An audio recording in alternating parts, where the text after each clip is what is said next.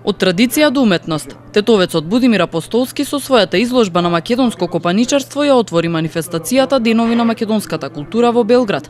Изложбата беше отворена од 10 до 17 мај во куќата на Ѓура Јакшиќ. Посетителите имаа можност да погледнат како од парче дрво се формира уметничко дело. Апостолски има изработено над 800 дела на дрво како иконостаси, икони, портрети и украсни предмети. Во Белград представи само дел од својот богат опус уметнички дела од дрво, а за копаничарството вели дека е еден од 5 брендови на Македонија.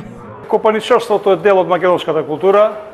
Можам да кажам дека копаничарството е во генот на македонецот и сметам дека треба вакви изложби да се направат во опкружувањето на Македонија, а и подалеку од другите земји во Европа, како би се презентирале како македонци кои работиме на оваа тема. Сметам дека копаничарството е еден од 5 брендови на македонците и токму старата традиција кој нашите мајстори ја работеле и учествувале во изработката, поготово во црквите и иконостасите, сметам дека тоа како една должност на овие генерации, на помладите генерации да ја продолжиме како традиција. Копаничарството во Македонија се негува со векови. Делата на Будимир Апостолски се комбинација на уметност и мајсторство и во себе содржат традиционални и модернистички елементи, вели Бранислав Светозаревиќ, директорот на Музеот на македонската борба во Скопје, кој имаше честа да ја отвори изложбата. Будимир Апостолски е еден од позначајните македонски копаничари, кои за себе оставија околу 1000 дела до денес. Меѓутоа се работи за една личност која има широк опус на своите трудови и дела кои можеме да ги поврземе со традиционалното копаничарство, значи она што во Македонија со векови се негува, па се до модернизмот. Се работи за една комбинација на уметност и мајсторство. Всушност тоа го има и самиот автор.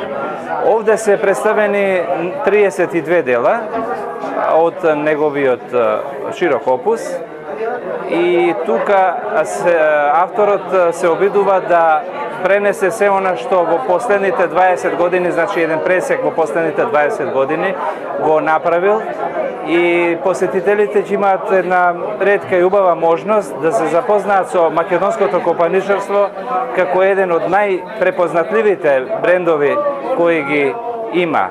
Имено во топлината на дрвото, на ореовото дрво, вметната е македонската душа. Тие некако едно со друго се имаат нешто заедничко, а традицијата во христијанството, православието, сето тоа некако е во самото копаничарство го има навистина вткаено и затоа сметам дека ова изложба ќе биде многу интересна за посетителите.